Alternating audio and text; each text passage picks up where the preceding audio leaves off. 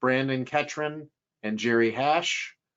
The presentation today is using financial modeling to explain the estate tax benefits of a planning technique and evaluate the grantor's obligation to pay. Jerry has correctly pointed out that evaluating the grantor's obligation to pay is really important because we can make a large gift before 2026 and then go bankrupt or become insolvent, or at least be uncertain as to financial stability thereafter. So Jerry and Brandon are going to show us both sides of the equation, the estate tax planning side, the burn from income tax payment, and how to try to make sure that the client can remain solvent. Now, you're going to see that they are using EstateView software as part of this presentation. And if you would like to follow along on the software during the presentation or afterwards, estate tax is absolutely free until May 1st. You would open your browser and type the words, just the word estateview.link in the browser. Now, not in your search box, but the top box for most of you is the browser, and you type in estateview.link, and then if you're new, you just go to that green button. You put in any email address you want and any password you want. So you could put in a@a.com, password ABC, click that green button, and then that's going to take you to another screen. On the other screen, you have two choices. You just, for now, it's easy. Just click the left and it's free. If you want to pay us $1 so that we know you're serious, then you click on the $1. And you can go back and do this later. For now, if you want to follow us, just click free.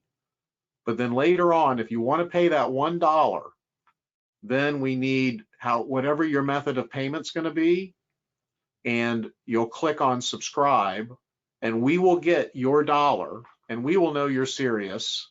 So then when you actually subscribe on May 1st, you'll get 2 months of free subscription. So your first year will go 14 months. And then year 2 and year 3 will be at the same fixed price. Our pricing can't go up if you want to be a founding member. And then you'll receive another gift, which you'll see what it is when that happens. So if you want absolutely free, just click on subscribe, it's free. Or if you want to pay us $1, you pay us the $1. So Brandon and Jerry, I'll hand it over to you now, and I'll say as little as possible per your request. Yeah, so thanks for the introduction, Alan, and it's glad to be back here on a Saturday talking about what we can do for clients and how we can illustrate those plans for our clients. And I think that's really kind of the crux of today's presentation is how can we use spreadsheeting, how can we use a program like EstateView to, let's see, Alan, I'm going to take the sharing screen from you, but I think when you move your mouse, it's moving mine. Yeah. Oh, sorry about that. That's okay.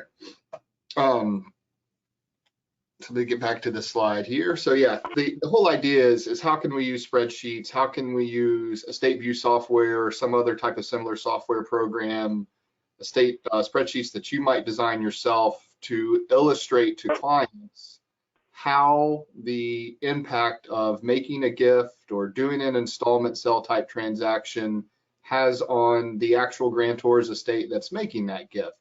Because we can talk about the estate tax savings all day long and how well that works, but you know, the most important part is making sure our clients don't run out of money. We don't want to give away too much. And I think the way we're going to illustrate this and some of the things that we're going to do is going to be done in a way that we can actually allow the clients to be involved in that plan, to be involved in the financial design, and you know, kind of making some of these decisions on their own versus just taking our word for it. So I think that's going to be a really cool thing that we can show you today, how we do it and how you might be able to do that for clients, or if you're a client yourself, how you might be able to start looking at this from your side of the picture and figuring out how much you want to give away, what do you need to give away to make sure that it's not too much and still accomplishing the estate tax objectives. So I think there's really four factors, right, that have a big impact on shifting value outside of your estate. And the first one we're going to talk about is valuation discounts. And that is the idea of something in an LLC, for example, might be worth, from a gross value standpoint, $1 million. But if it's a non-voting membership interest, if it's not marketable, if you don't have control, then there's a discount associated with that. Someone's not going to pay you $1 million for 49% of an LLC, or $1 million for an LLC that has $1 million of assets if they don't have any type of voting control over those assets, can't make liquidations or distributions from that LLC. So there's a discount associated.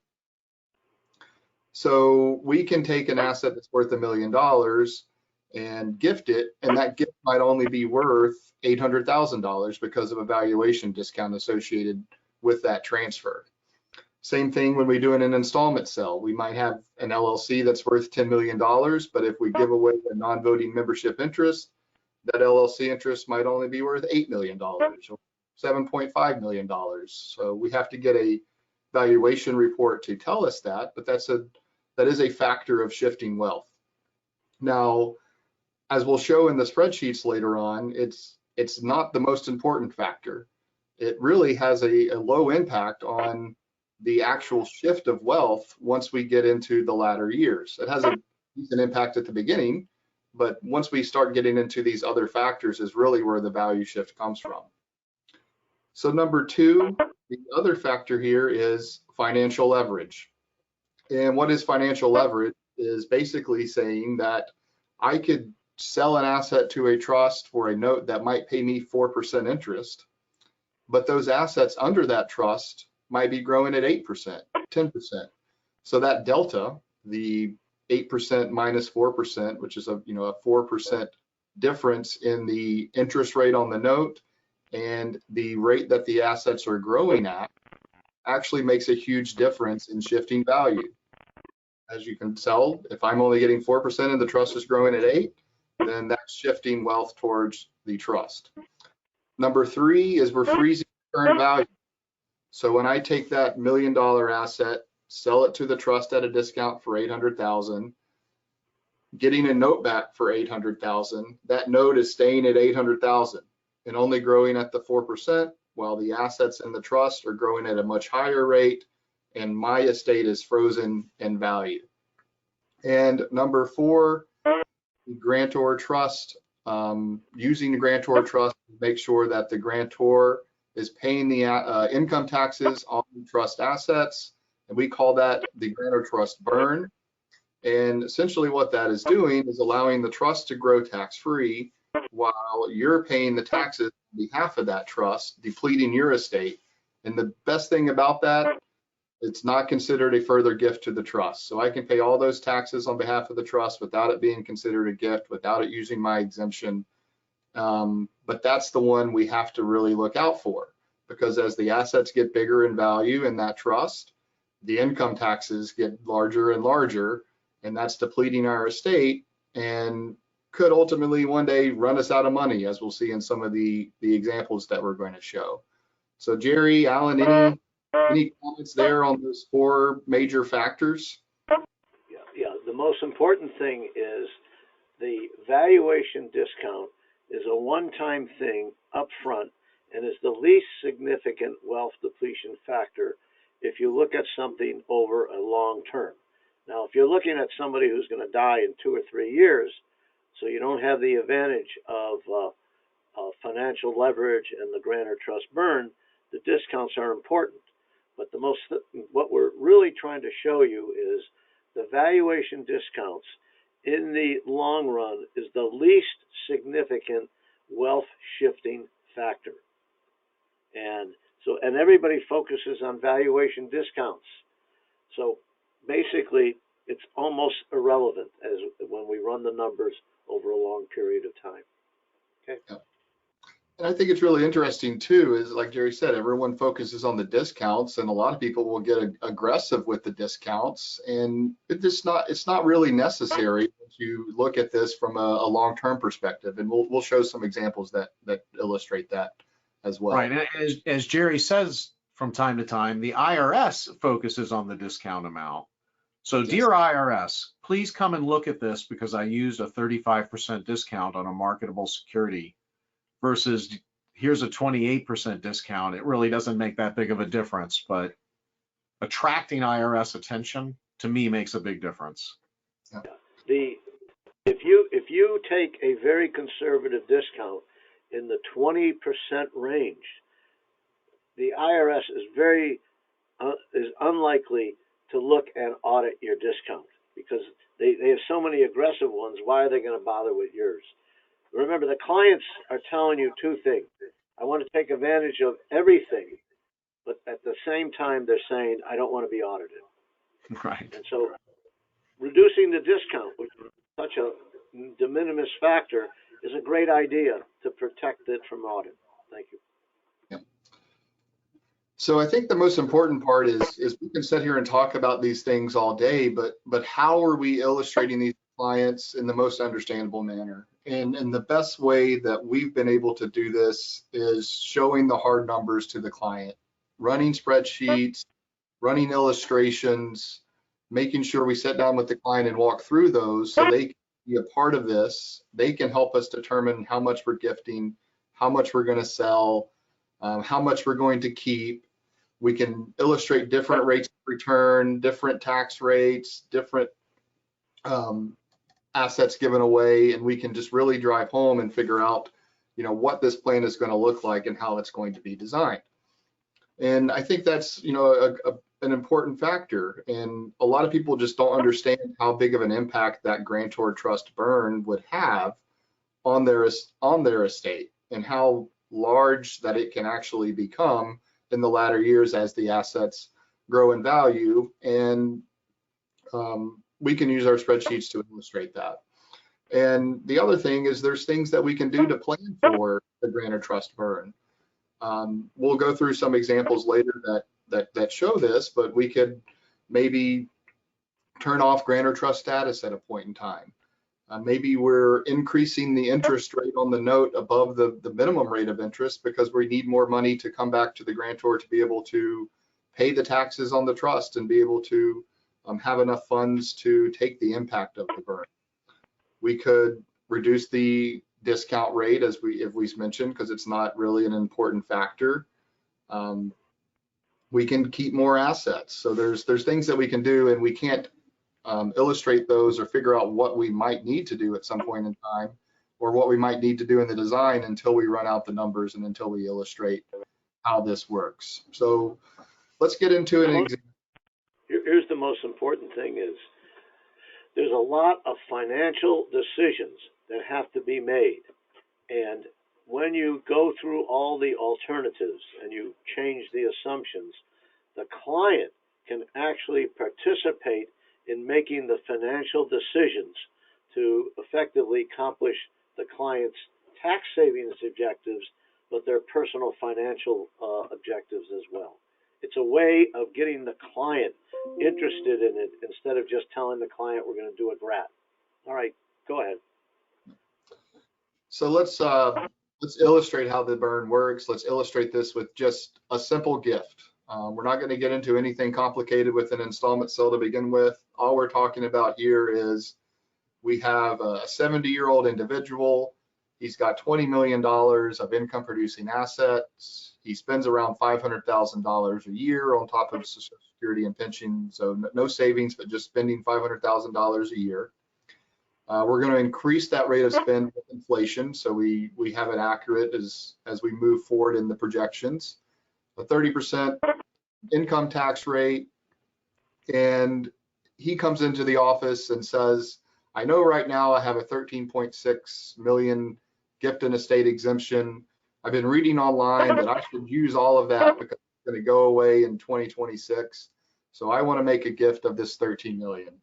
And we said, okay, well, let's run out some numbers. Let's design this plan and let's see what it looks like. But for ease of the illustration, I'm only going to show you giving away 10 million because I think 13 is going to be too much. And let's see what 10 million looks like. That way you keep 10, we give away 10.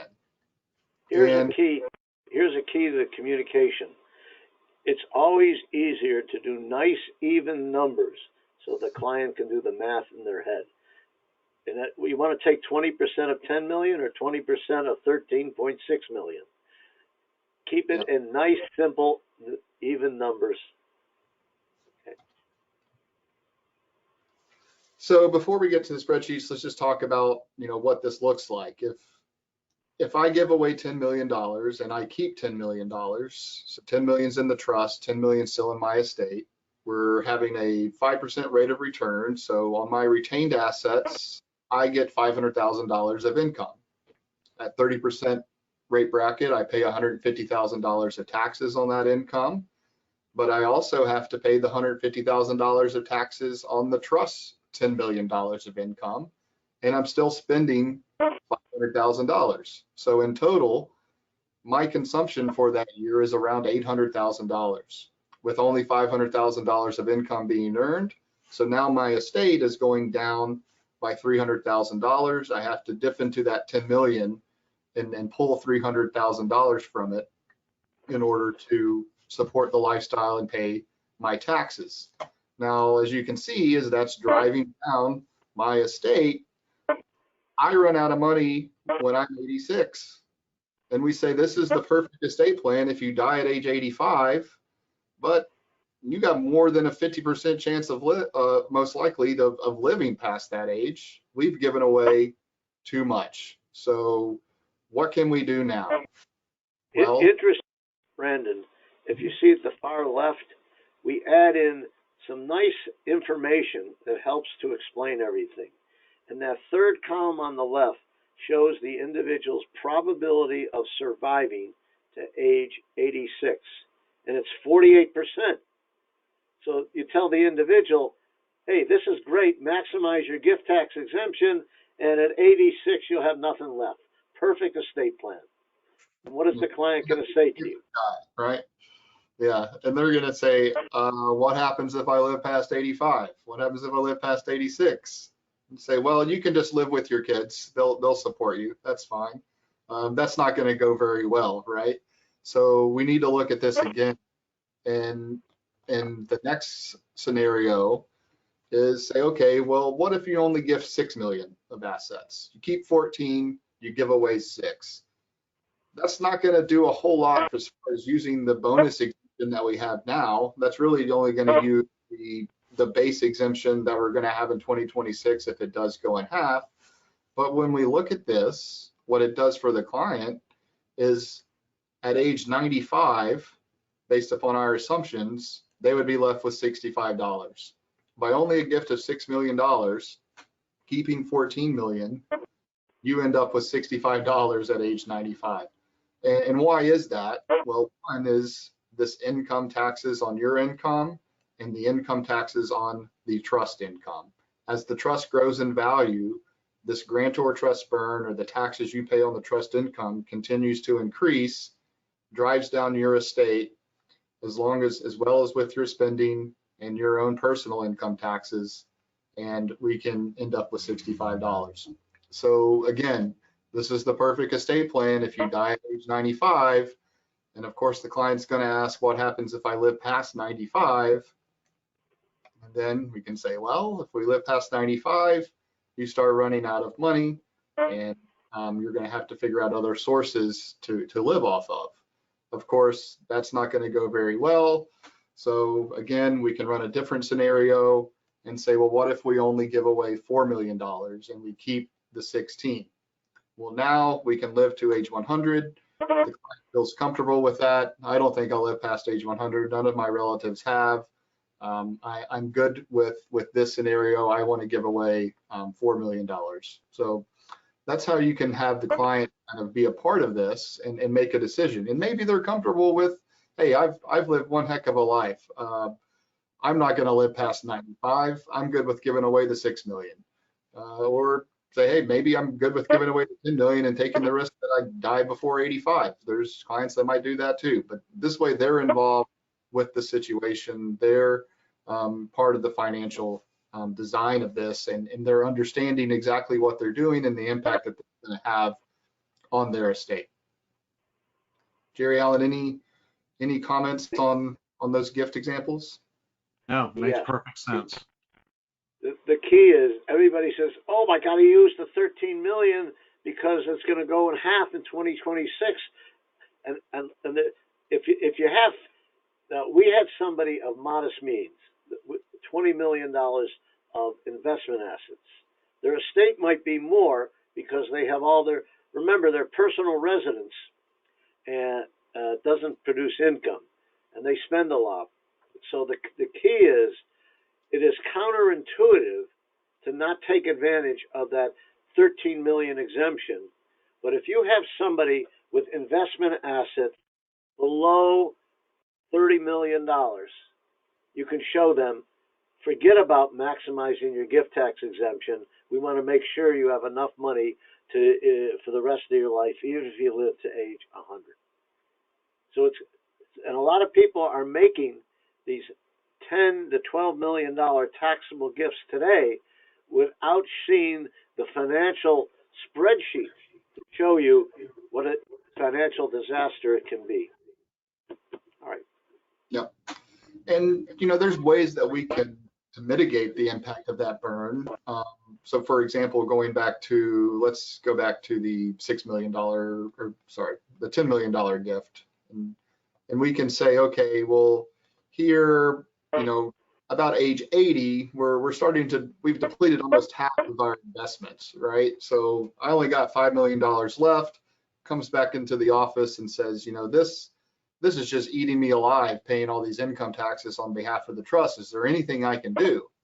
And we can turn off grantor trust status so that the trust would pay its own income taxes in certain situations, right? There are situations where it may not be possible to turn off grantor trust status.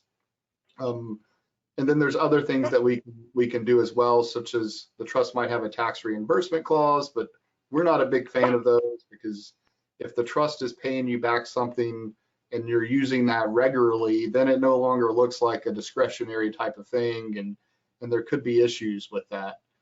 And there was even some cases recently where the trust went to the court to be reformed. The beneficiaries all consented to adding into the trust a reimbursement clause to pay the grantor back on behalf of all these taxes that he's paid on behalf of the trust. The beneficiaries consented to that reformation, and the court held that they made an actual gift to the grantor.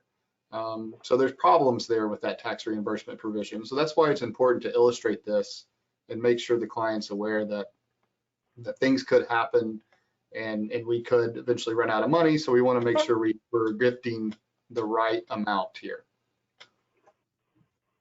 All right. Now, so the main point is, for most practitioners, even Alan has clients who we call the middle class of estate planning. They really aren't significantly concerned with estate taxes because their net worth is under 20 million. That's investment assets only. And the point is that you want to basically, for those clients, make sure we don't over plan. Now, if someone has $100 million of investment assets, taking advantage of two $13 million taxable gifts with no gift tax is viable. But even there, if we can burn them out after 25 or 30 years. So, but the key here is we started with a very simple example of just an outright gift to a grantor trust. Now, the easiest way of eliminating the burn is to have the trust be a non-grantor trust. You can have a trust for the benefit of your descendants only, and that will take care of that problem, as there would be no burn.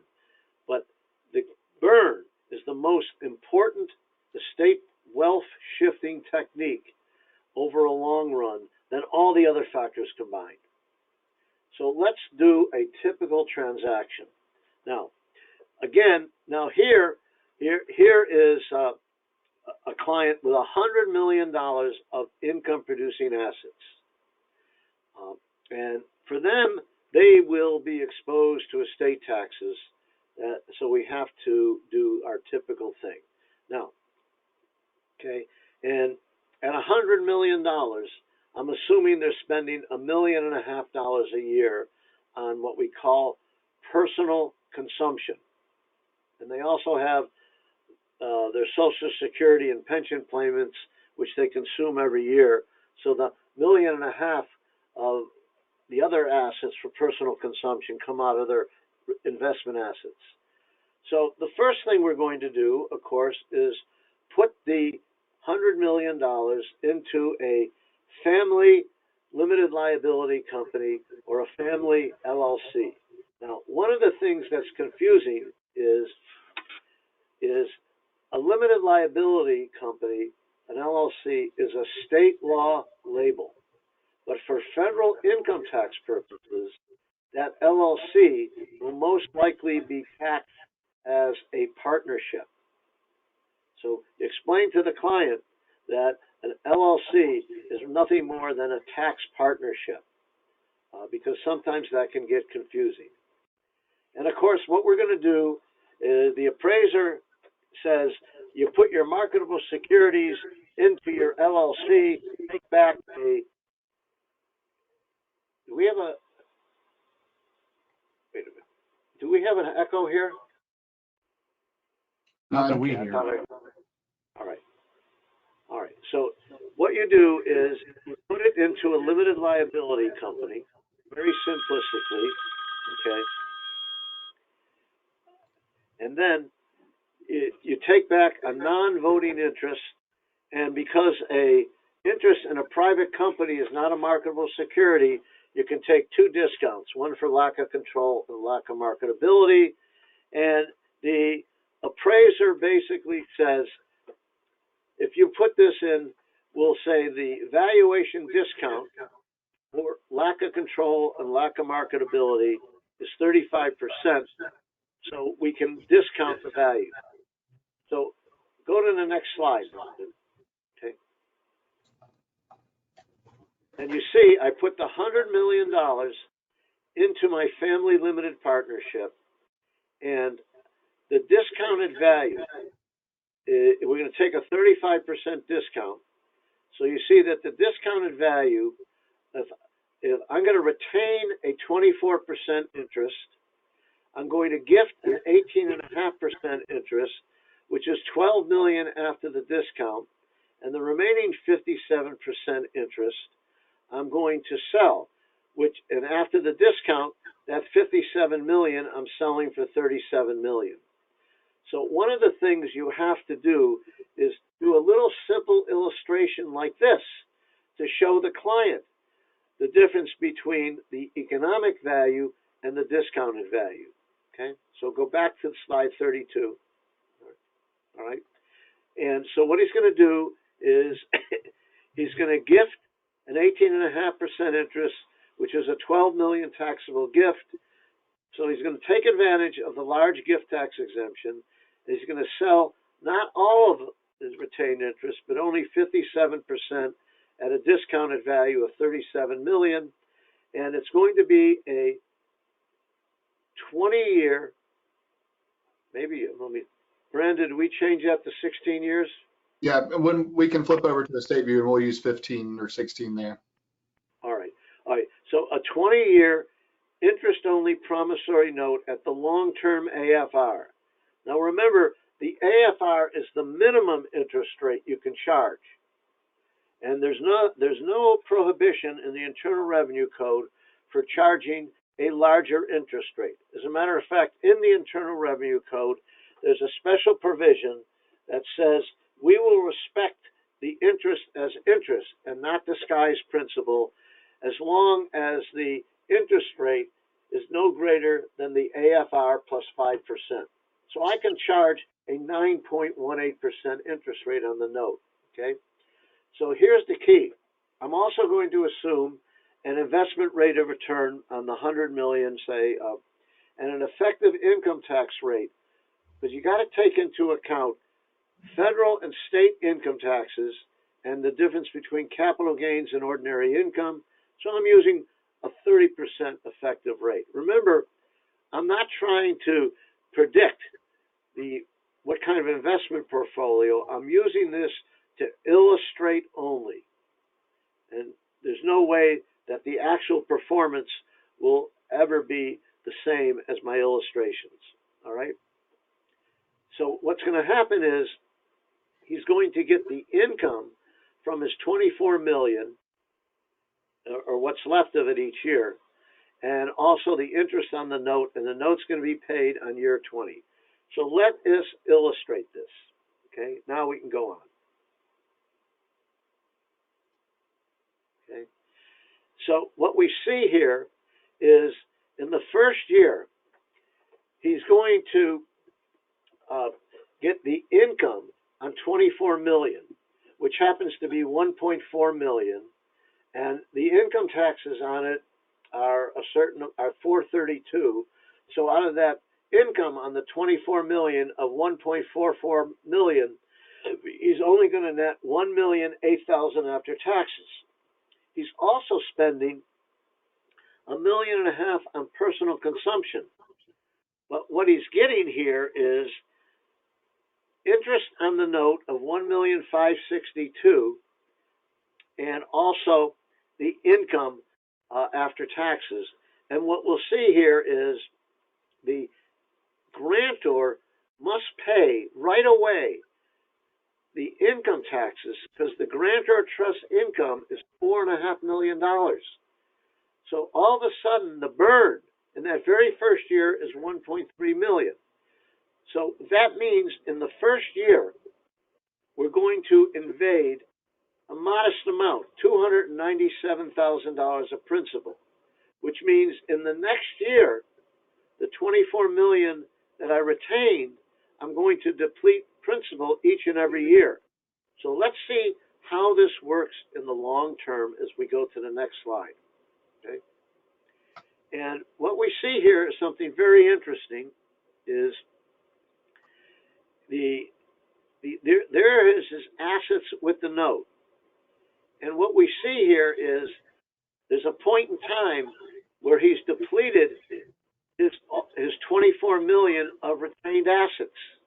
That's where it shows up in these 4 columns in red at age 77 to 80.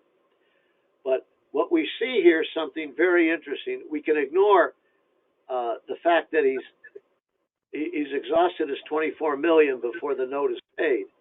But what happens here is, very simplistically, what happens at age 86?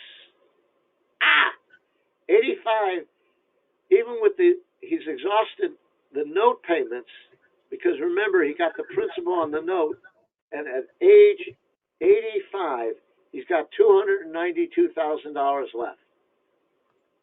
So what we see here is he doesn't have enough ability to pay the income taxes on the grantor trust income. So what we have to do in this situation is basically say we have to fine-tune this. And there's a whole bunch of different ways to eliminate the burn, okay?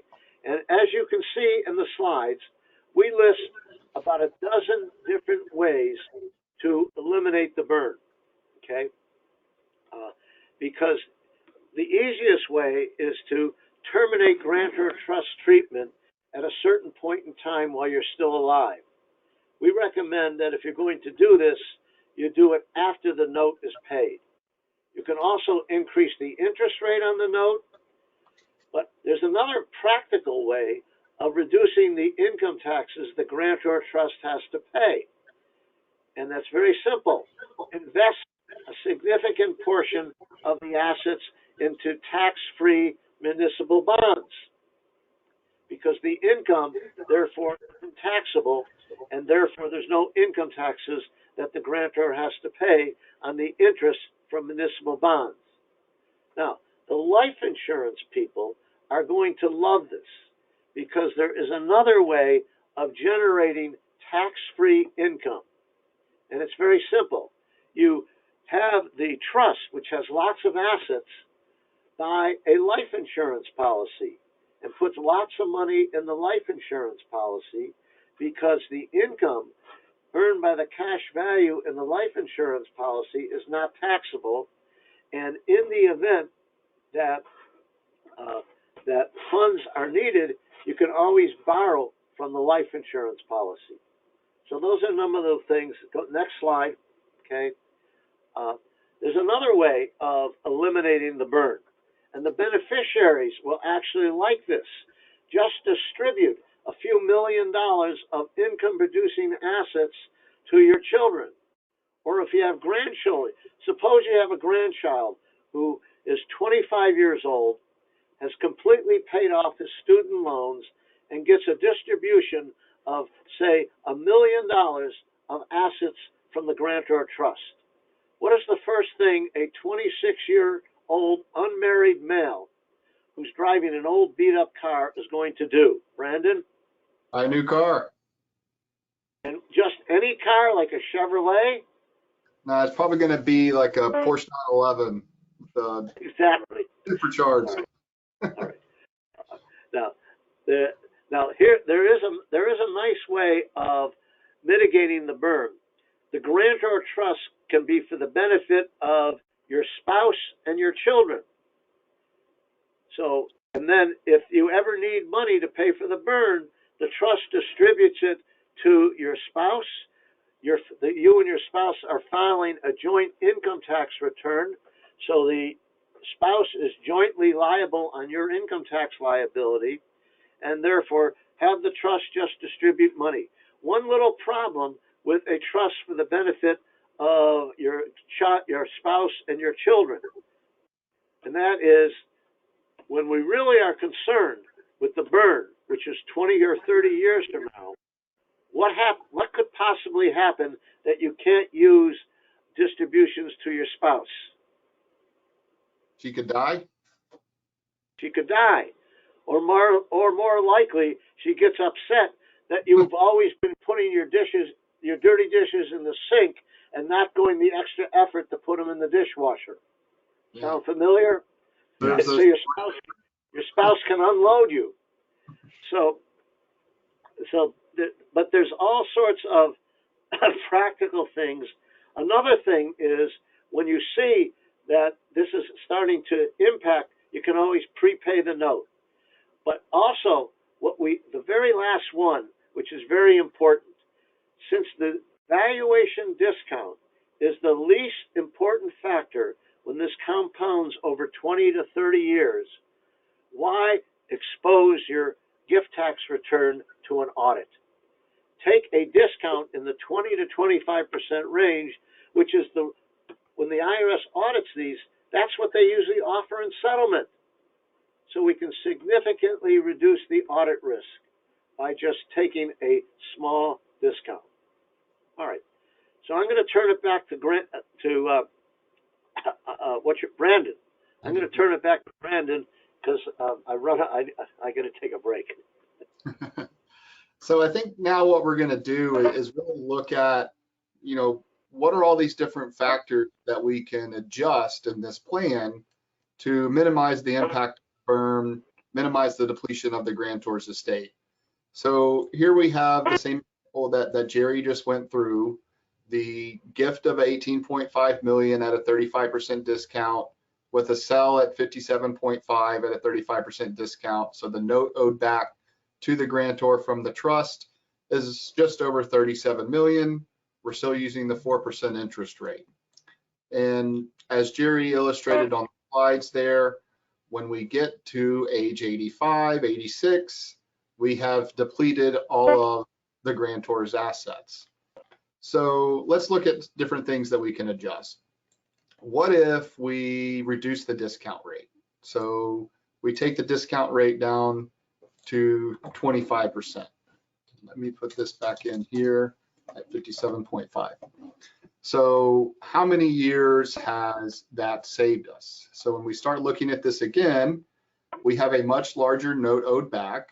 And so what benefit does that provide for us? Well, this interest rate on the note has now increased. So I'm getting about an additional $400,000 back as a note payment.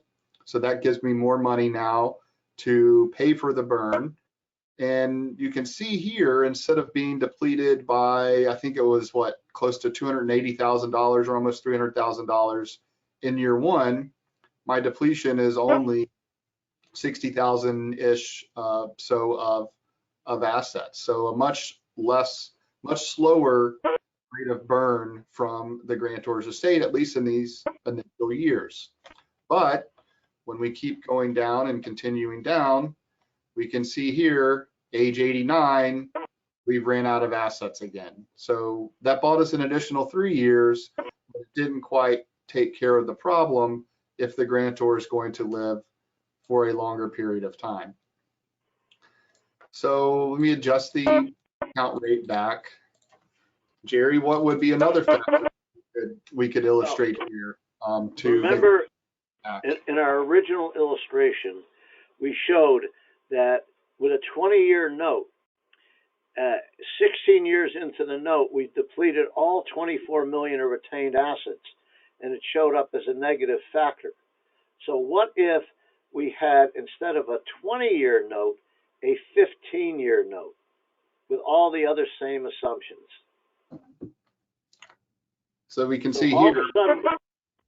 Yeah. So like Jerry said, all of a sudden we get that note payment a little bit earlier, and that allows us to not have to worry about running out of our retained assets. We end with $5 million here at year 15, and we get that nice $40 million, $37 million note payment in year 16, the beginning of the year. So it bumps us right back up. We're at $40 million of assets, plenty of money to live on until the burn drives us back down. And we would deplete all of the assets here at age 86 again. So almost the exact same scenario. Even though we got prepaid a little bit earlier, we still run out of assets at age 86. So the most important point is, without doing the financial projections, you describe all these different things you can do, and the choices that you and the client will make without financial projections are arbitrary. So you really can't custom design it without taking into account a spreadsheet. And notice, having the program, you don't have to read, all you do is change the facts, and it will automatically change the spreadsheets. So all right, so basically, we kept the interest rate at 4.18%. But remember, the AFR is just the minimum rate, and we can increase the interest rate 5 full percentage points above the AFR. And when you show the client the burn, and then you say, let us increase the interest payment, that means there's more money coming back, so that doesn't deplete the grantor's other assets. So the next situation that Brandon has is we increase the interest rate from 4.18% to 7.18%. Everything else is the same. And now look what happens. Brandon? Yep. So when we're looking here, you can see actually in the initial years, we don't have any burn on the grantor's estate at all. That higher interest rate gives us a much larger note payment here, around $2.7 million that's coming back, which actually covers our spending, which covers our own personal income tax payments, which covers the trust income tax payments. So my estate is actually increasing until, because that trust, and I'll pull it over here on the right-hand side, because of this trust growing tax-free, it kind of grows in value pretty quickly. In year 10 or so, it's up to almost $95 million and requires a pretty large income tax payment. And as you can see, around that point in time, now we're starting to get into the grantor trust burn. But have we delayed it enough to survive throughout our life expectancy? Well, we've gotten pretty close. At age 94, we ran out of assets. So that's getting closer. We went from 86 to 94, but we still might want to adjust this a little bit more if the client's worried about living longer. So maybe we go to 8%. And at 8%, you can see, we drag this up so it's a little bit clearer. At age 96, we still have $10 million of assets. So that would result in no estate tax, $10 million of assets, because the exemption at that point in time would cover what we need to pay our what's remaining in our estate. We'd have zero estate tax liability, dying at age 96. Now, if we died a little bit before then, we'd have a little bit of an estate tax issue. So this is one of those balancing factors where you have to have the conversation with the client. You know, what are you comfortable with? Help us design this plan. Play with these assumptions on your own if you like. You can come into the office, we can go through them, and really drive home and have this client be a part of the design of the plan, which I think is a nice thing about Estate View and similar types of spreadsheets that you can design. What this last illustration shows you is if he lives to 96, or what was it, to 96, he still has a net worth left of, how much is it? Well, if we went to the 8% interest rate, and at 96, he had around $10 million of net worth. And the client says, hey, I got $154 million in the Grantor Trust. My kids got enough. I got 10 million. So what? I'll pay estate taxes on that. No big deal. I've eliminated 50 or 60 or 70 million dollars of estate taxes. Who cares about the less? And remember, no client, regardless of how effective our planning is, wants to give up all of their investment assets. They always, even if they're 105, they're still going to say, I'm still going to need another $10 million. But the most important thing is you sit down with the client, you go through all of it, and they fully understand the impact. They actually participate in the process, and it makes it a hell of a lot easier to explain and get the client to, go through with it. Yep. So I think another illustration that we could show here is, let's go back to our original set of facts. What happens if we turn off grantor trust status after the note has been paid? So looking at, yeah, we can change our inputs and say, okay, at year 15, when the note's repaid, let's turn off grantor trust status. So now the trust itself will actually pay the income taxes on the trust income rather than it coming from my estate. So you can see here for 15 years, I'll pay the taxes.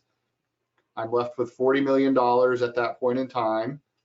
I trigger something in the trust, or the trust protectors make a change to the trust to turn off grantor trust status.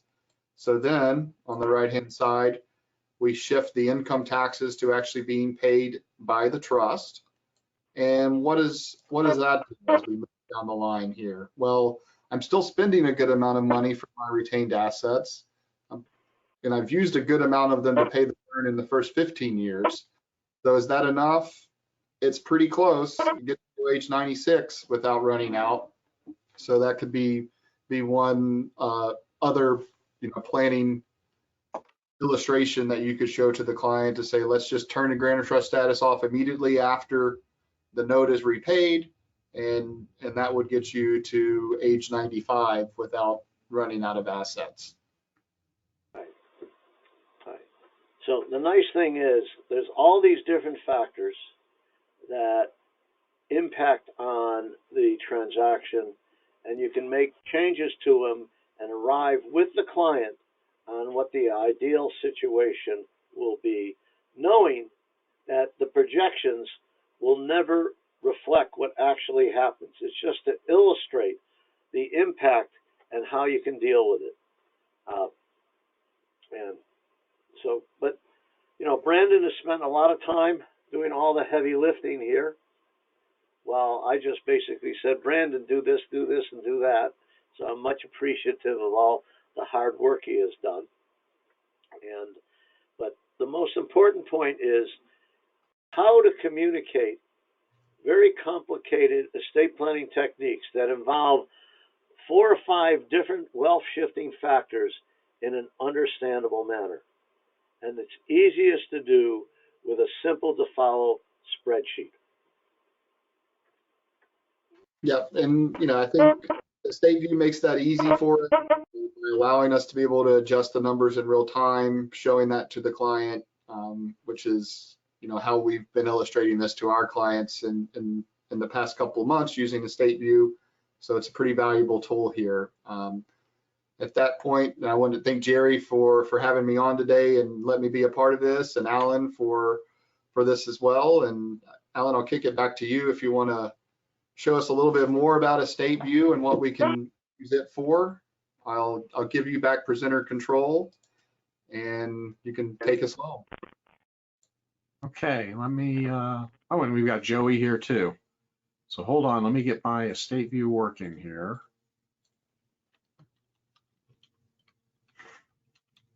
Alan, that's a pretty impressive library you have in the background. Yeah, isn't it nice?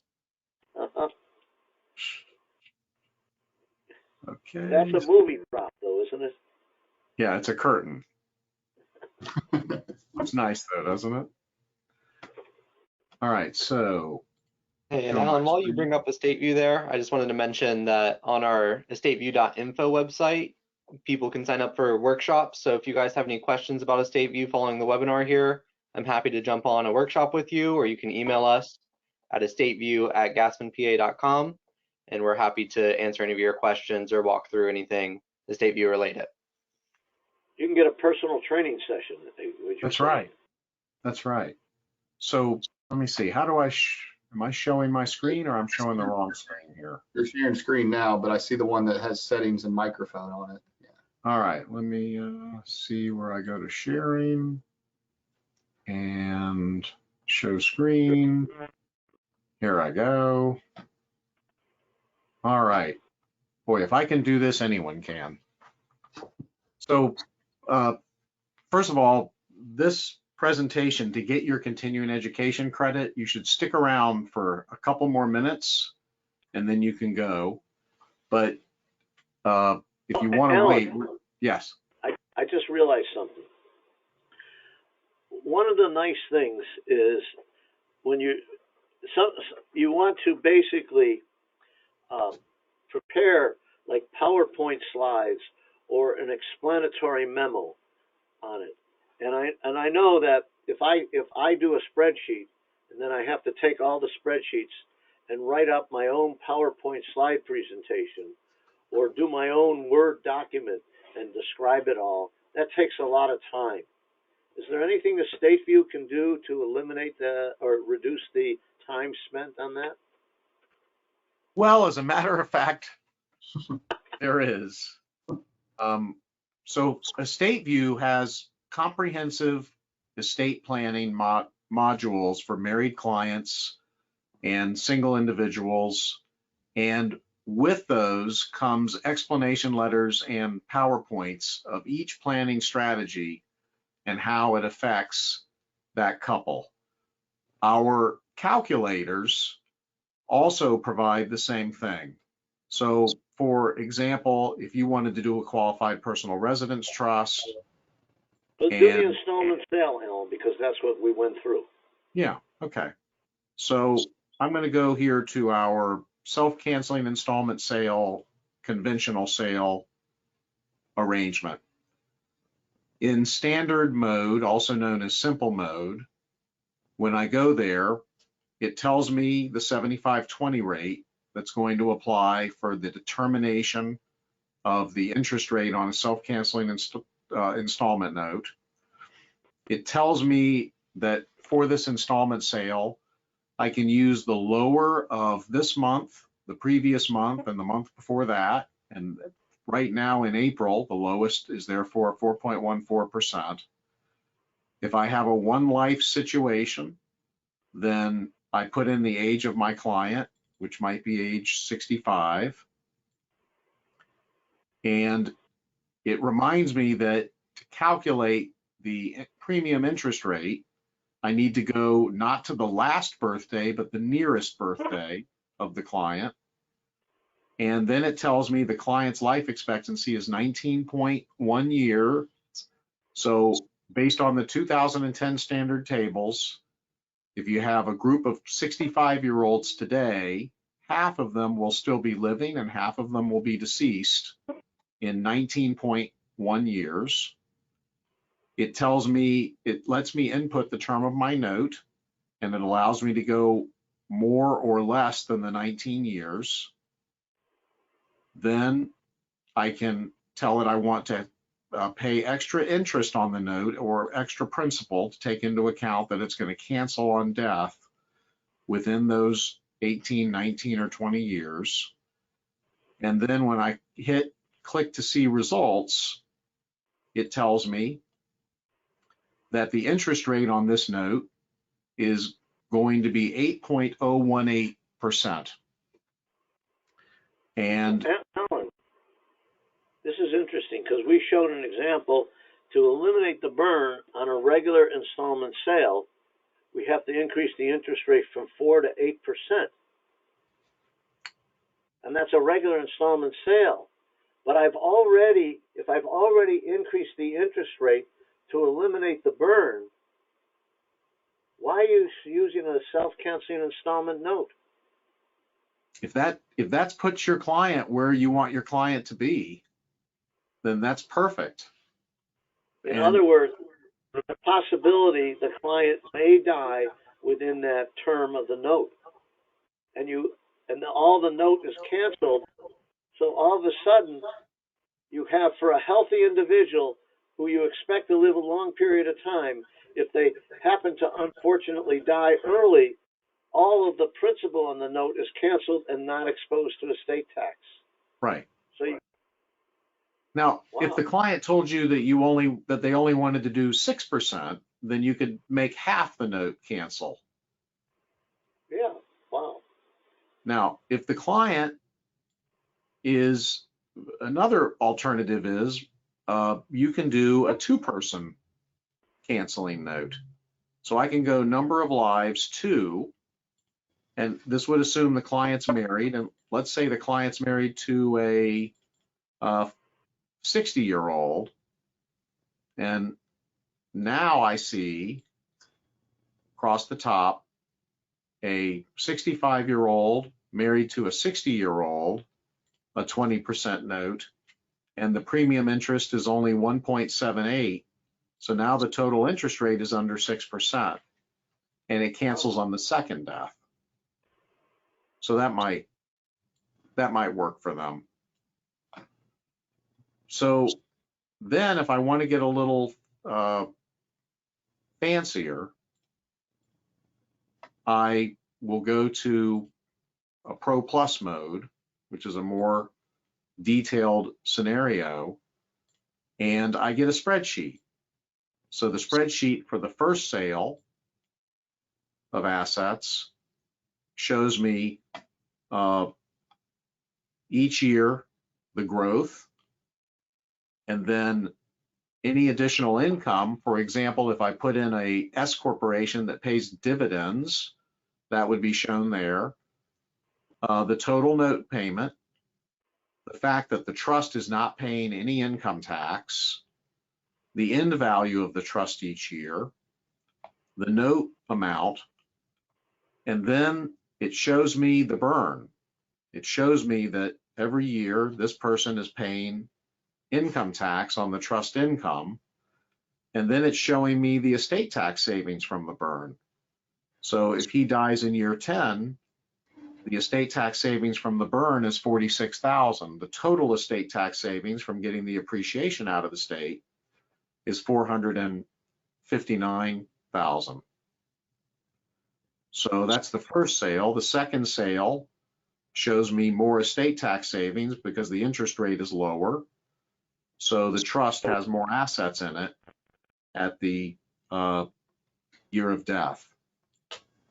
So that's another way to show a client how this is going to look. Now, I don't have to use a self-canceling installment note. I could use just a conventional note. So I can just click there to conventional, but before I do that, I'll click duplicate, and then I'll click here to conventional. Now the interest rate automatically goes down, and I've revealed the third one, and I'm showing now a 4.1% interest rate. And if they live to the 20th year, the estate tax saving is higher if I go with the lower interest rate. And I can go down to the spreadsheet and see that at least at age 80, they will not have run out of money. So then, Jerry, I'd like to have a PowerPoint explaining what I just showed the client. And that'll take another hour or 2 hours to draft. Right. Yeah, here's how long it takes. I click generate PowerPoint 1, 2, and 3. Click PowerPoint presentation, Jerry's clients, submit, and then there they are, top right of my screen. By the way, I forgot to turn my cursor on. There's a colored cursor. So then I can just open the PowerPoint. PowerPoint opened on my right-hand screen. And there is the self-canceling installment note. And there's an explanation of it. There's how much the million we put in. There's the spreadsheet. And there's the savings mentioned. Now, Joey and I, this is Joey here, Joey Kleiner. Joey's a recent graduate of Stetson Law School, and he's going to go to Georgetown LLM in tax school in a few weeks, actually. But fortunately, he has financial advisor background from before law school over at Morgan Stanley and a computer science degree. So he's been helping us quite a bit.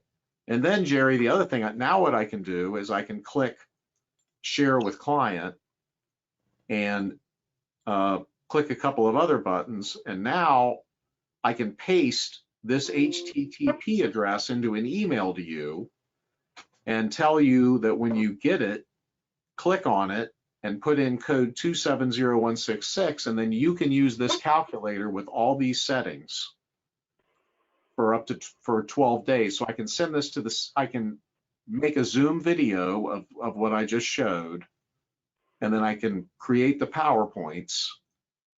Oh, and let's do something else. Let's go to sale number 4, and let's take a valuation discount, and this will blow your socks off. Let's say this $1 million asset is shooting off a dividend of $50,000 a year.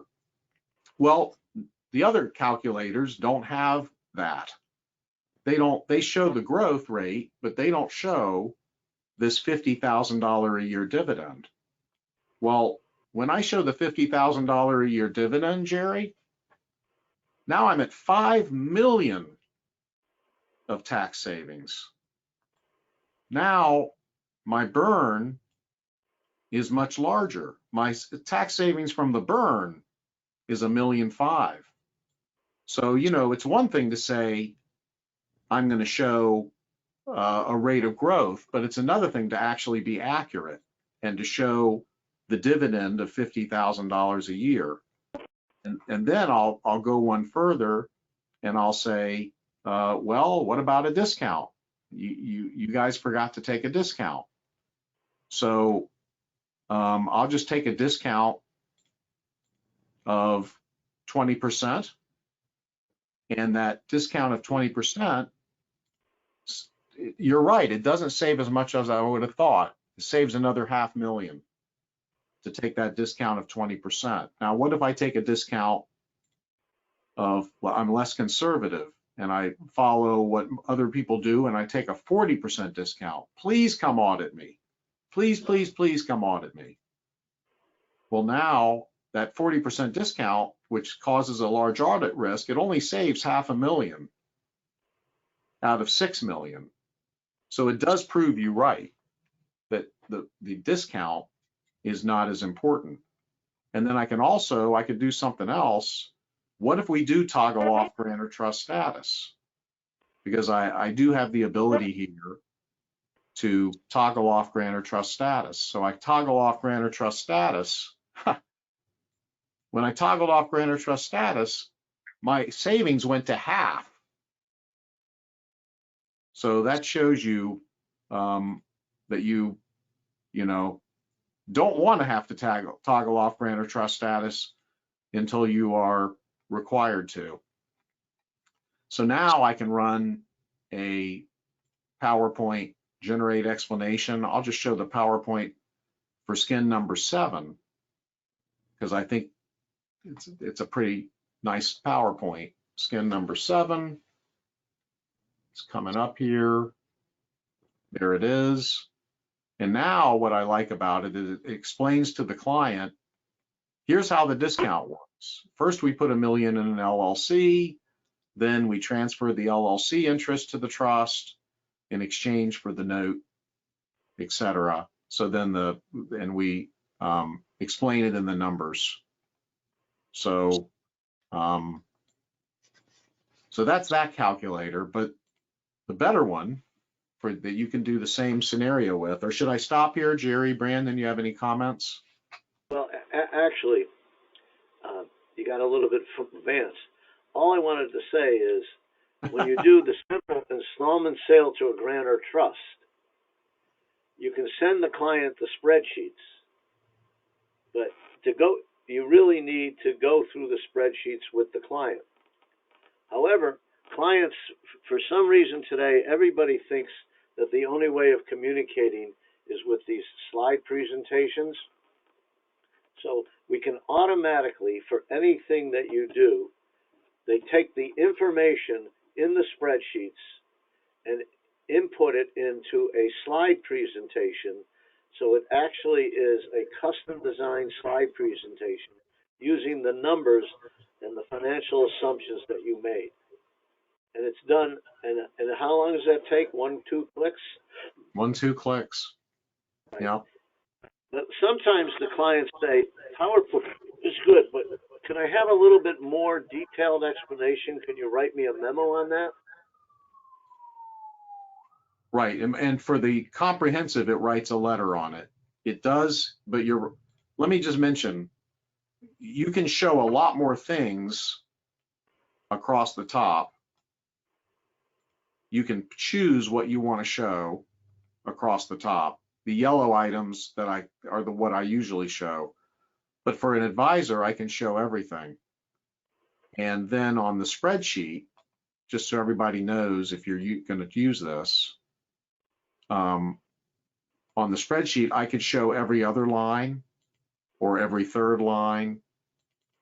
And I can choose what I want to show on the spreadsheet. I can show probability of death for each year, the month. And now I've got a more robust spreadsheet.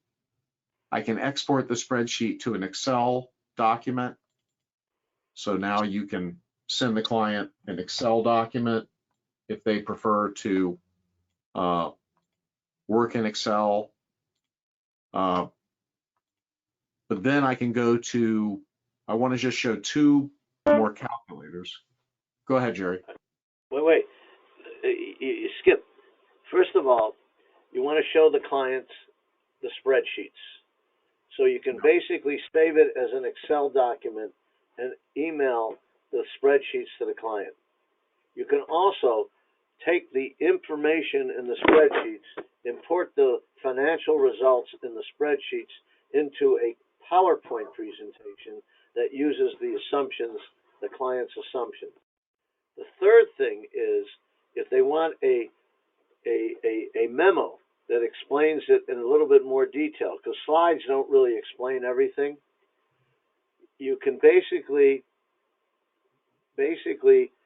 click on another button where it exports it to a Word document, right?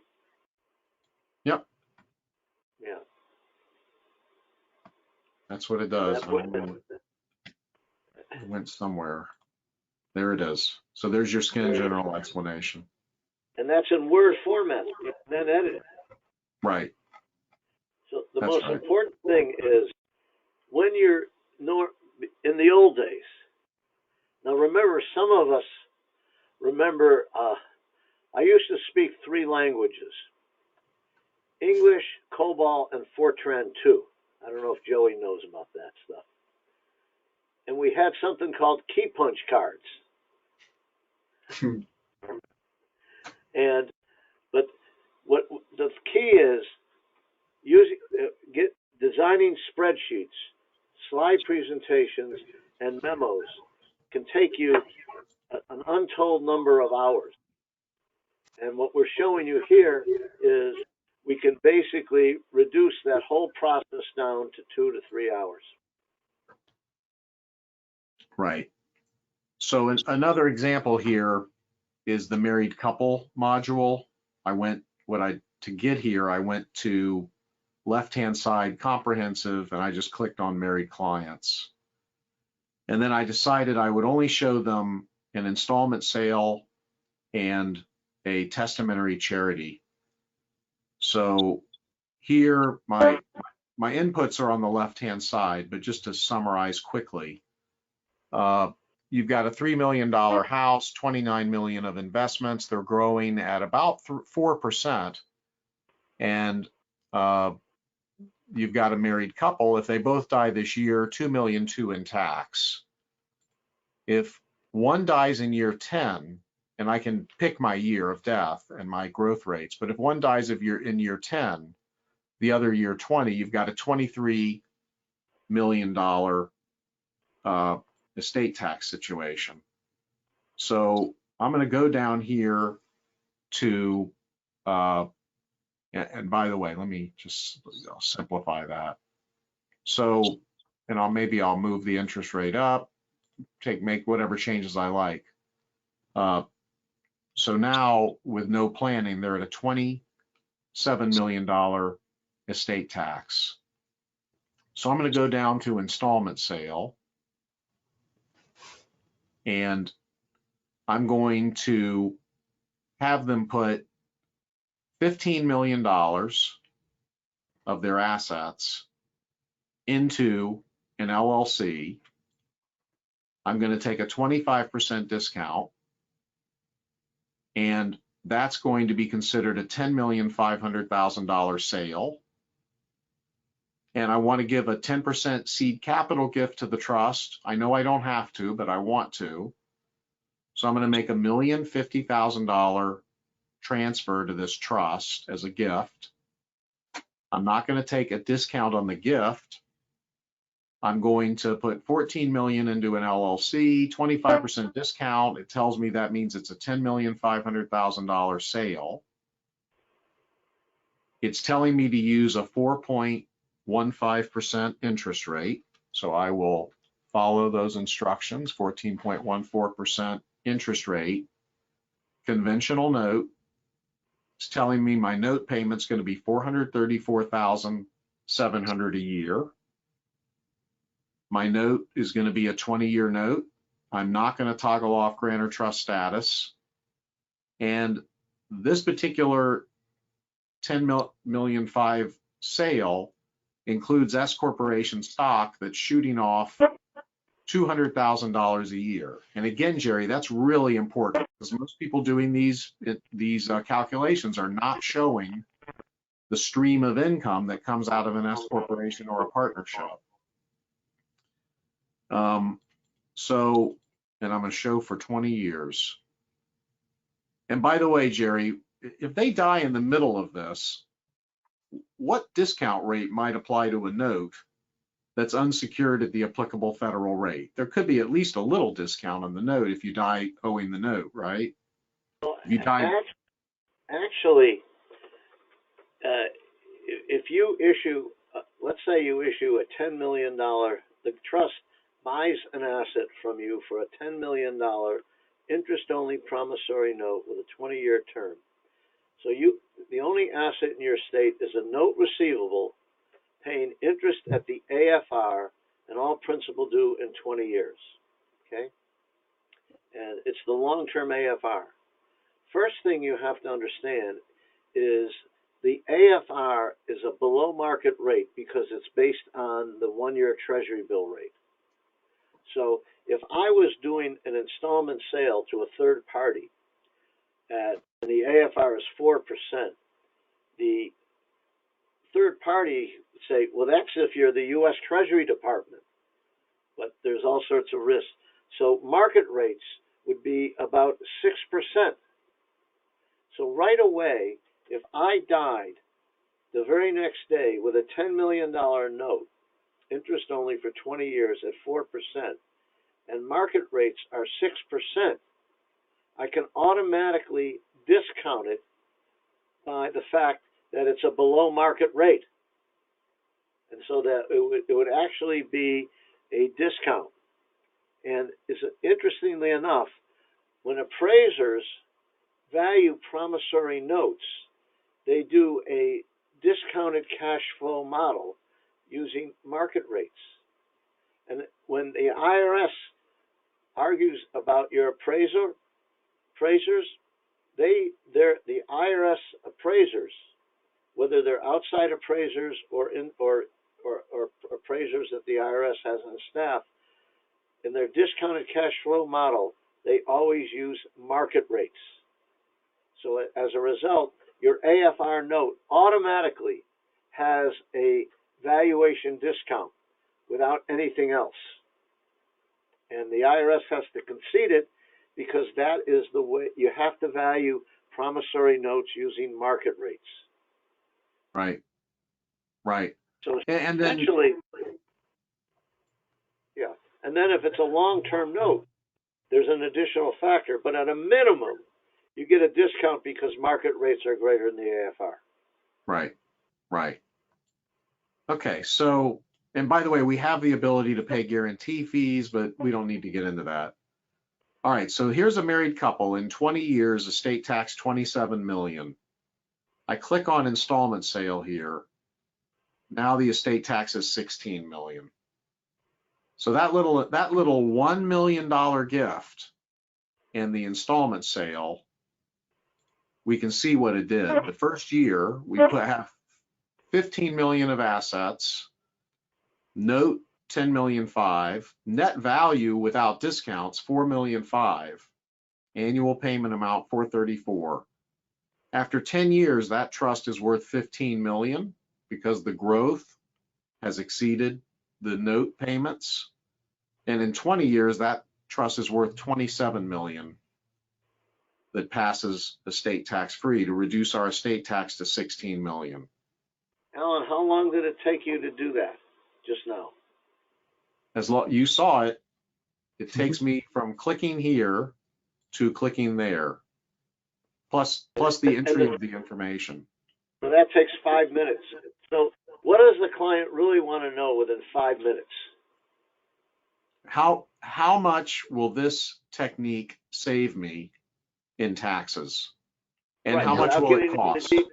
So without getting into details, you can say, hey, you want to save $16 million? And they'll say, of course. Right. What's the second thing the client then asks? How much will it cost? And is the meeting over yet, please? All right. So it is a nice, effective way of getting the client's attention within 5 minutes. Right, right. So the next thing that I can do is what live, and this is what I like about this particular screen, is I can just say, well, how much should they sell? You know, I know they're starting with $29 million of assets. How much should they sell? If they're comfortable with this, I could just click this up. So I'm right now at a 16 million estate plan. And as I click up the sale amount, the estate tax is coming down. So I could ask what is their comfort level with it? And another way to view it is I can click on timeline view. And this timeline view shows that the red is the estate tax coming out of their estate. The green is their investments. They're not going to run out of assets. The darker green is their housing. And then the installment sale trust is the gray there. So if they do no planning, this is the estate tax. It's huge. If they do the installment tax sale, then the estate tax comes down. The other thing I want to show you, Jerry, that took a lot of programming, but I think it was worth it, is so many clients come to us and say, well, I've got a business. I can value it at 5 million today, but if those patents come in and if I get this new account, it'll be worth 10 million. Well, how do you do that on a spreadsheet? Well, what I do is I go to add explosive investment. I click on add explosive investment. It's worth 3.5 million now. It's going to be worth $10 million in 5 years. There's going to be a 3.25%, a $3,250,000 tax. Make it a $3 million tax on sale. And now I can decide how much of that to put into the installment sale. And when I do that, now the savings is much easier to decide. Because as you know, Jerry, if I put the whole 100,000 in the installment sale and there's a big tax, that tax really, could bankrupt the client if it's a larger explosion. So now I've got the ability to do all that and show all that to a sophisticated client. And I can also go further and very quickly mention that the four of us on this call are very fond of charitable lead annuity trusts, where we could say to the client, well, instead of 13 million of estate tax, would you like to set up a charitable lead annuity trust that would go generally about half to your family and about half to charity, but it would eliminate your estate tax? So I click on testamentary charitable trust, and then it tells me what I would need to have go to charity. So this family, instead of paying that 16 million estate tax, would leave 85 million to the children initially, 34 million to the CLAT, and then in the end of the day, 20 years later, the children would get another 17,000. So then just to show off here, so you can see what it'll do, I can go back up and I could also show a credit shelter trust on the first death. I could show a Cupert and what that might save. I could show annual gifting. I might show a large gift. Whatever I decide to show, I'll click here. Now I can show them no planning, big estate tax. I'm sorry.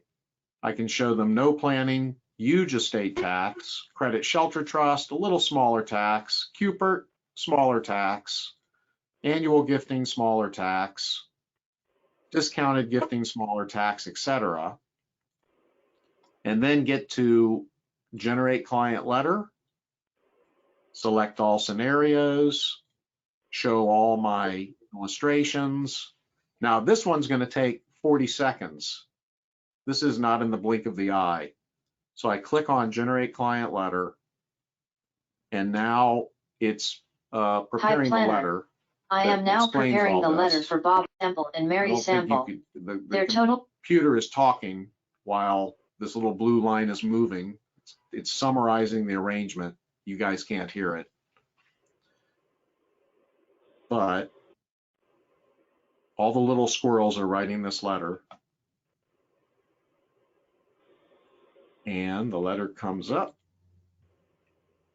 Where did it go? Document 18 there. At the Document. very What's top of that recent downloaded history. There you go. Oh, okay. Yeah. All right. Good. All right. It's opening. For some reason, it opened the letter in WordPerfect today. I think that's a setting on your computer. It's defaulting everything to WordPerfect. Yeah. That means you can edit it. You can edit it, yes. But for some reason, it's just not, I don't know where it is on my computer behind all my, there it is. All right, let me open it. Find it again, there it is, okay. So there's the letter. You always have to count on operator error. There's all the inputs, and by the way, you can save all the inputs to your computer and come back.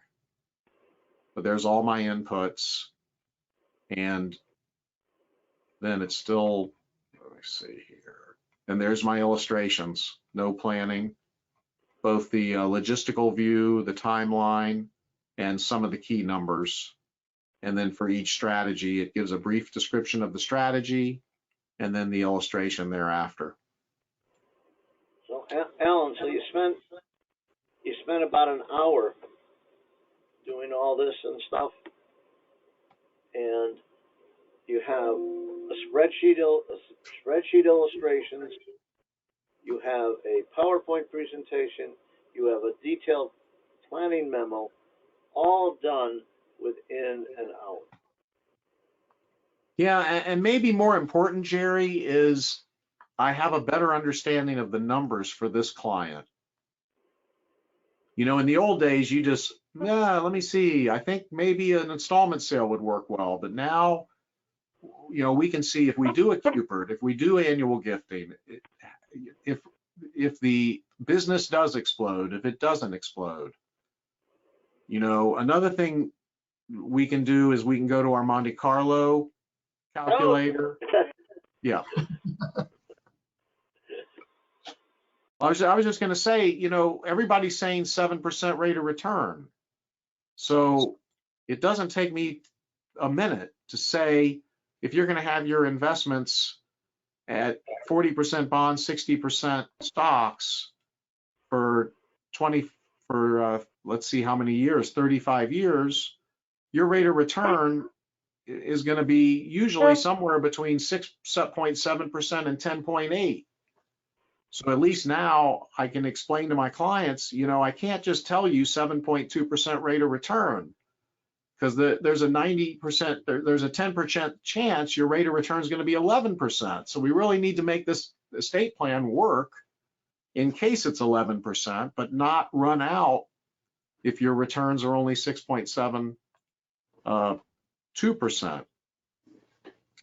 So what Estate View allows you to do is start with the simple basics, because if you try to do everything at once, you're going to lose my attention.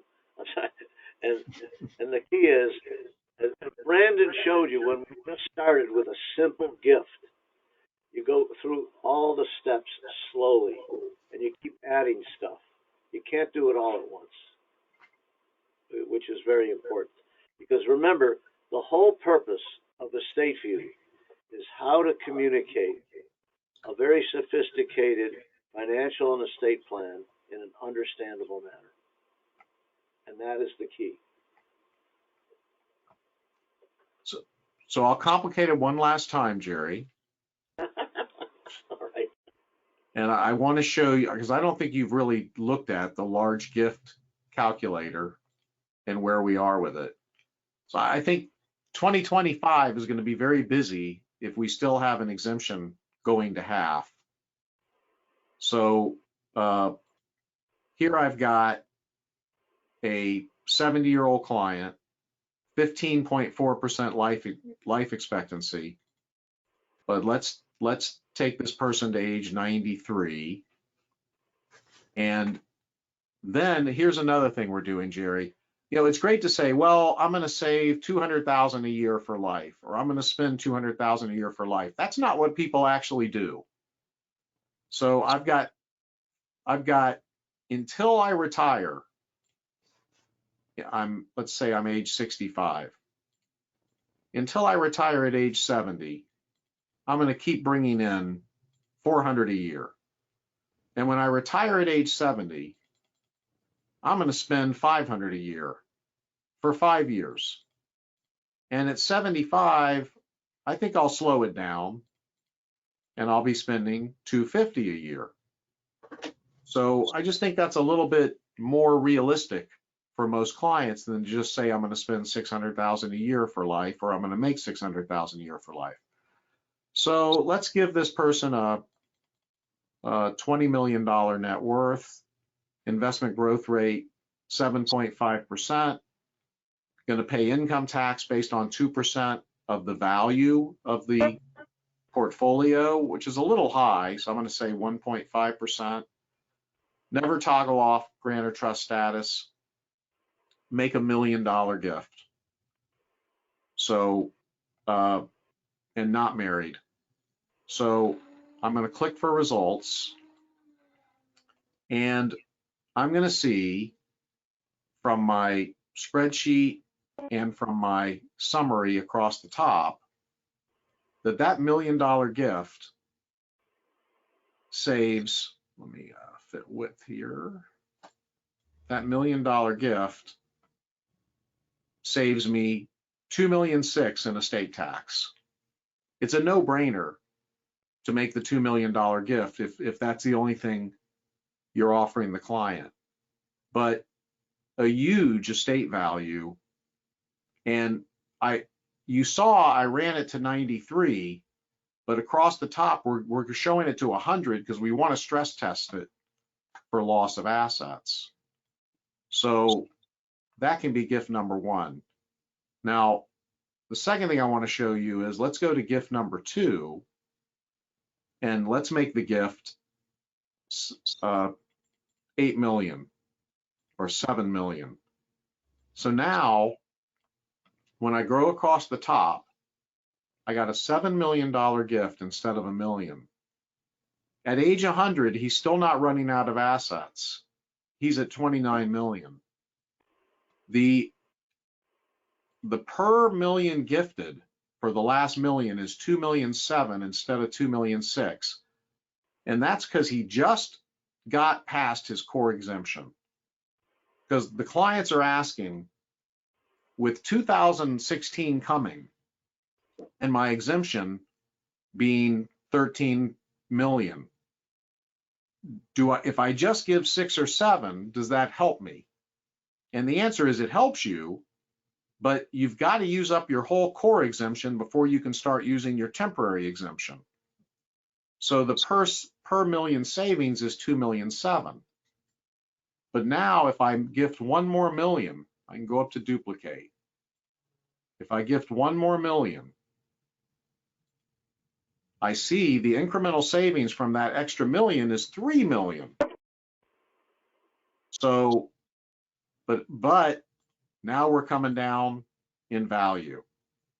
So I can come back, I can go, and I have to remember to hit duplicate again because I like to compare these. And now the client says, well, gosh, I want to give the whole 12 million. Well, oops. If you give the 10 million, you're going to run out.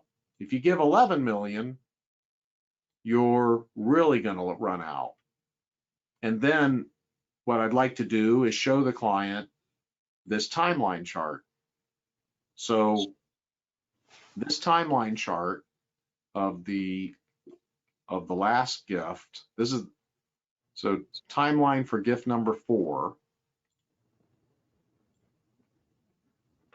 This is showing the oops you ran out there. And you still have estate tax. So I think when you run the numbers that you and Brandon were running, you see, you know, when are you going to run out of estate tax, and the client can view this. Now, the nice thing is, though, we weren't showing a discount. So if we crank this down to 9 million and we show a discount, then it's a better situation. The other thing, Jerry, and it took a long time to program this and it didn't work well, is, let me make sure I'm on the right one here. I thought we could install a private annuity rescue and say that, or I'll crank this back up, and say, well, what if you did a private annuity sale. So I'll click here on private annuity sale. And what if I unite this with a private annuity sale that happens in year 5? And in year 5, he would receive, at his age, he would get $101,000 a year in exchange for $1 million private annuity. And then maybe he would not run out of money. And it's great the way Kevin did this, because if you start the private annuity in not 8 years, it's $111,000. The longer you wait, the higher the private annuity. We have to assume the 75/20 rate. So then I can crank up private annuity. And I was hoping that it would cause him to have money longer, but it causes him to run out of money sooner. But what it doesn't show is that he's still getting $3 million a year. So I'm still playing with this concept of the private annuity or the installment sale breakout. And then the other thing we can show, let me just turn off the private annuity. And I know I'm way off in the weeds here, but I like to show people what they can do. Is maybe he's on a second marriage and we can get his spouse to sign off on and split the gift. So if we do that, we're in better shape. Or maybe he has a surviving spouse that he wants to benefit, and now we're able to show the credit shelter trust and all that stuff. But finally, I'll go back and I'll just show gift number 3, PowerPoint, click submit. Then that PowerPoint should be there. Let me see if it came up or not. Try it again. Let me see, allow automatic PowerPoints. General explanation, gift, PowerPoint. There it is.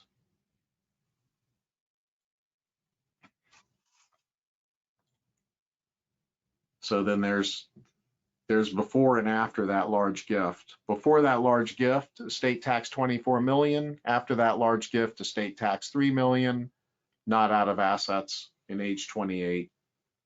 There's the spreadsheet. So still refining that, but it's popular. Brandon, Joey, anything else you think we should show? No, I think that was very good.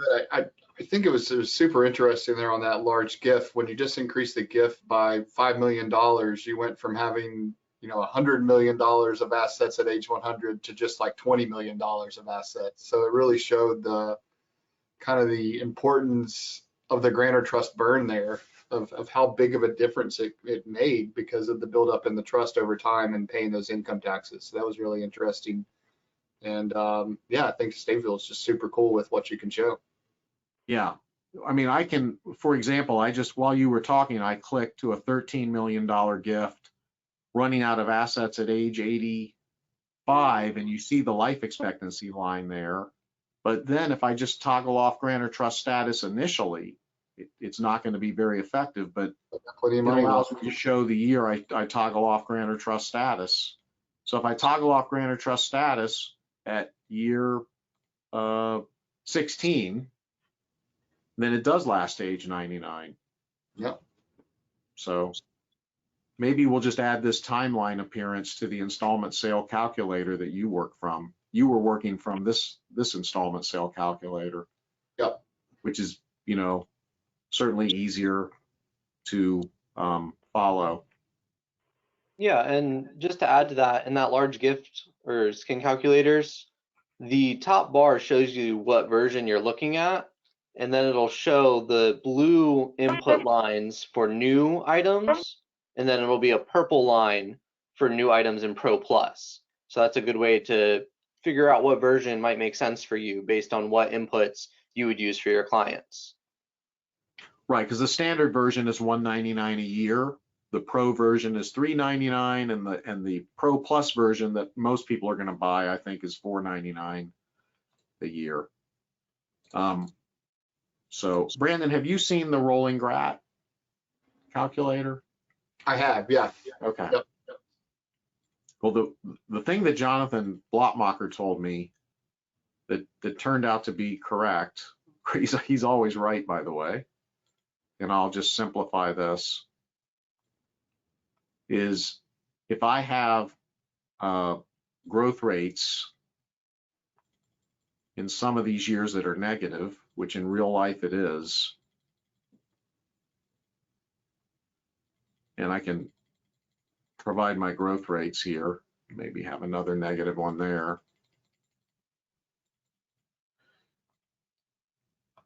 And so I have a 16-year rolling grat, and this is a new grat every year, 2-year grats every year.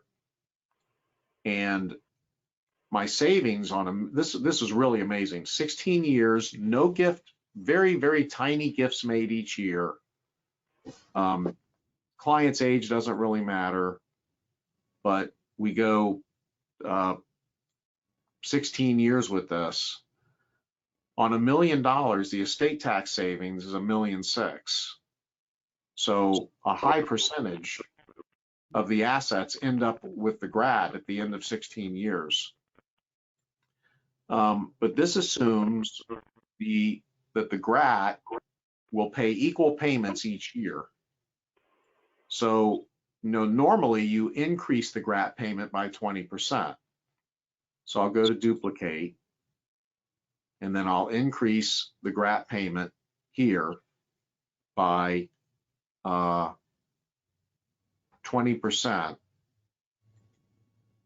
Percentage level 20%. Now, the estate tax savings actually went down, because if you have a negative year, it's stuck in that grat and it doesn't pay out. So what Jonathan told me to do was always pay 90% the first year, 10% the second year. So when you go to 90-10, now there is significantly more. Yeah, estate tax savings. capturing the volatility, I guess. Right. Yeah. Yeah. And then what we're going to do on all the calculators is we're going to show the burn each year, and then the cumulative burn, and then the cumulative burn plus growth, and then the estate tax savings from the burn. But Joey, we got to figure out why we have a 0 burn in 2036 in this chart. We have to ask Kevin, because it shouldn't be 0. It's probably a negative year. Yeah, it looks like the rate of return is -5 that year. Yeah, but there's still income from dividends and capital gains. Yeah. So, But I wonder if the negative growth offsets the capital gains from what's in the remainder trust at that time. So you have like a net 0 capital gain. yeah, I'd be surprised it'd be 0 though. yeah. Exactly. And then the other thing that we discovered, and most of the audience is on here, so they either fell asleep like Jerry or they're watching, but the charitable remainder unit trust we've got there on Pro, and click for results, and I'll go to, by the way, when you click on file, for everybody watching, you can click on file and you can click new and it starts it over. And then once you have your savings where you want them, you can click on save as, and then give it a name, Brandon's clients, click save, and now the data is saved on your computer. But if I take a typical charitable remainder trust, and I'll just 5.2% applicable federal rate and a lifetime term for a 70-year-old going to 15.4 years life expectancy, I can all, and I've moved this life expectancy to 15.4 years, or about 16 years. Interesting, the payout rate's really high, 23%. But I can use a time value of money equal to the 75/20 rate, which is what, 5.2. So now, when I open this up, I see that the $1 million contribution amount has a remainder interest value of 100,000, which satisfies the 10% rule. And the present value of the remainder using the same interest rate is 29,587. And is that because, well, I gave it a life expectancy of 16 years. So as the life expectancy goes up, you would expect that present value, how do I show them both at the same time? I just click up the life expectancy. Hit fit with it. Yeah. So the higher the life expectancy, the lower the present value. So as Jerry told me, if you're going to live a lot longer than your life expectancy, then what goes to charity is really less. But we'll have to see why it's not equal to the 10%. I think that was a fraction issue because the actual life expectancy is 15.4 and you're at 16. So there's going to be a little bit of difference there. Yeah, okay. That may be it. But the other thing though is if you use if the real present value of money is 6%, then the present value of the remainder is lower than the 100,000. So we may be exaggerating when we say to a client, oh, what if the rate of return, what if the rate of return, oh, I know what I did wrong. This should have been the 5.2. Then it would be more equal. But if the rate of return is really going to be 8%, then the remainder to charity is going to be higher because you're going to have more accumulated in the trust at the end. But anyway, it's nice to be able to show those numbers. Joey, anything else that you think we should mention? I think we covered most of it there. I do think it's helpful to point out that you can drag and drop the columns. So if you want to show something side by side like that, and you want to keep all the rows there, you can also just pull one of the columns over. I think you have to be in Pro Plus to be able to do that. But then you can just pick, one of the columns in that summary table and drag it all the way across, and you'd be able to see it in a different location. Like drag note type over there. Yeah. Right. That's neat. Dragging and dropping. That makes the whole software program worthwhile, I think.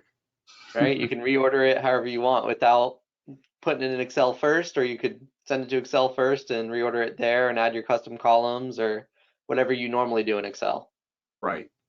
Nice. Our chat is also now working. So you could just go to chat and say, Joey, how do I drag and drop the numbers again?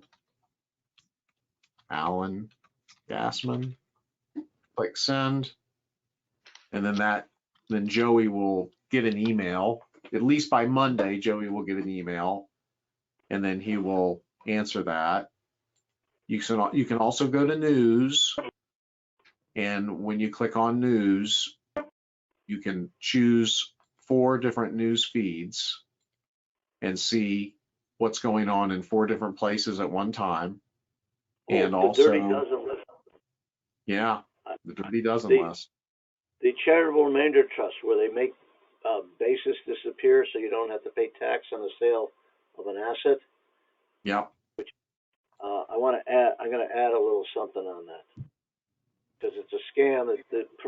Even though there's regulations on it and the IRS has put it on the list, there's promoters out there still recommending it. Right. There was a case a year or two ago where a farmer put his inventory into a charitable remainder annuity trust. The CRAT bought the annuity. He wasn't paying income tax, but the interesting thing was that the court allowed the tax deferral on the sale of his crops. So he was able to get a small tax deduction for putting his crops into that charitable remainder trust and then defer the income from the sale of his crops, which would be ordinary income. So I thought it was. I think, yeah, interestingly enough, they also hit them up with penalties. Yeah. But the thing is, when we do the act, it's not Dayton, Dayton, Ohio, yeah. When we do the date, you know what I should have done? I should have flown into Cincinnati the night before, which is a nonstop flight, and then had Ed drive me over to Dayton. Yeah. I didn't realize we could have had nonstop flights. Would have been a lot easier. In any event, I want to add a little thing on it. Let's just say the promoters are still out there pushing it, saying, the IRS. All right. I have an idea. And by the way, Jerry, we're still live with about 50 attendees. Oh, really? Oh, Yeah. Okay. All right. Well, we're going to keep this going until all 50 have signed up for their free trial. All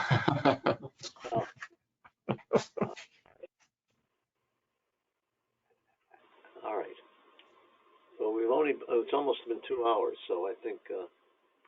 Yeah. All right, let me see if there's any final questions. Okay, one person asked the RMD calculator, charitable planning. Okay, so you go to the RMD calculator, you put in the client's age, it tells you the life expectancy, but you can illustrate it as high as you want. I like going to age 100, and then you give it a growth rate and how much is in the IRA, let's say 5 million.